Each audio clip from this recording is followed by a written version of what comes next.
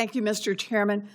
So for years, giant defense contractors have been sneaking fine print into contracts that prevents sailors and Marines from maintaining their own equipment. These restrictions increase costs, they hurt readiness, and they make a lot of money for the contractors.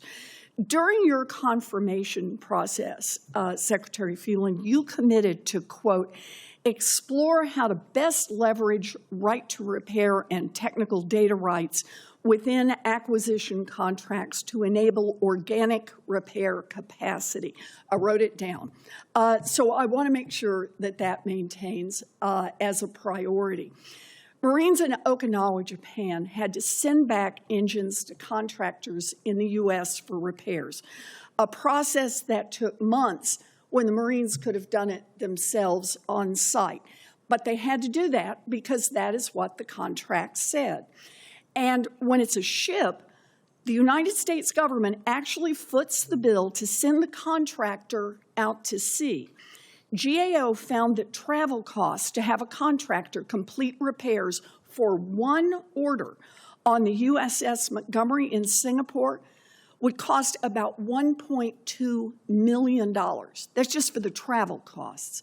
So Secretary Phelan, would you agree that the Navy could be using those millions of dollars to train service members on the skills they need so they could fix their own equipment rather than spending that money to fly contractors to provide tech support? Senator, thank you for the question. I know it's very important to you. What we do makes no sense to me, okay? And so I am a huge supporter of right to repair. I went on the Ford carrier. They had 8 ovens. This is a ship that serves 15,300 meals a day. Only 2 were working. Oh, 6 were out. And I said, you've got 5,300 people on the ship. You're telling me someone can't fix an oven? We got a lot of engineers. We can, but we need to wait for the contractor to get out. I asked the question about our elevators. If an elevator go out, what happens? We've got to call Huntington. They've got to call the 4 other people. They have to come out and diagnose the problem, and then they'll fix it. It is crazy. We should be able to fix this. And my other hot button, which I know is another one of yours in this committee's, is IP and our intellectual property rights.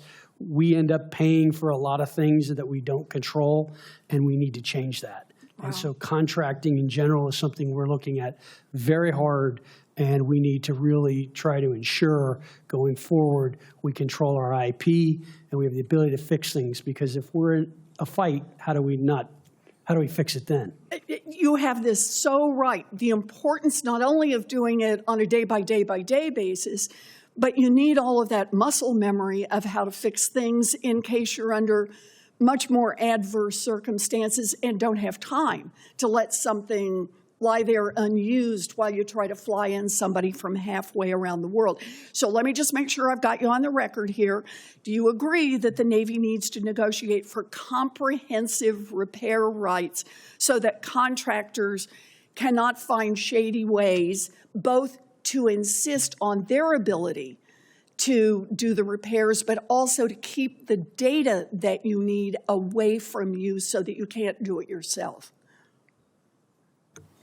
Senator, I agree we need to have the right to repair our ships. How we specifically go about that, I need to look at and understand better. But trust me, you and I are simpatico on this. Okay, and then I will ask you, while we're being so simpatico here, let me ask you one more. Do you support Congress passing a law that will help you negotiate repair rights at a fair and reasonable price?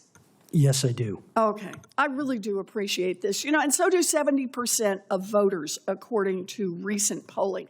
And this is why Senator Sheehy and I are introducing the Warrior Right to Repair Act to make sure that every service follows the Army's lead of securing repair rights and requiring contractors to offer those rights at fair and reasonable prices. This is an opportunity to stand up for our sailors and Marines as well as for the taxpayers. And I look forward to working with you. I know that Senator Sheehy does as well.